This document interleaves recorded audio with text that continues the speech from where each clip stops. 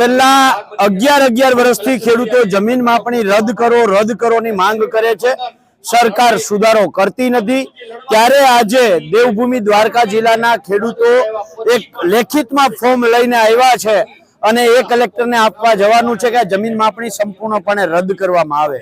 2016-17 નો પાક વીમો દ્વારકા જિલ્લામાં સરેરાશ 70-80% થાય એવો હતો।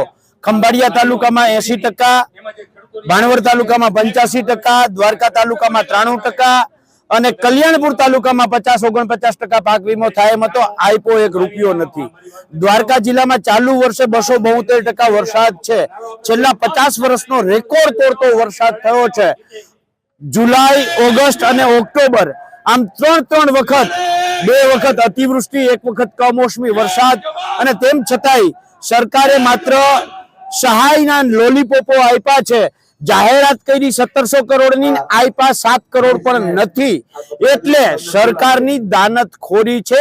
એની સામે આજે દ્વારકા જિલ્લાના ખેડૂતો સામૂહિક રીતે અમે ભાજપ, કોંગ્રેસ, આ તમામ રાજકીય આગેવાનોને, તમામ રાજકીય સંગઠનના આગેવાનોને આમંત્રણ આપ્યું છે અને એના માધ્યમથી આજે ખેડૂત સત્યાગ્રહ કાર્યક્રમ કરી અને કલેક્ટરને આવેદન પત્ર આપવા જવાનું છે।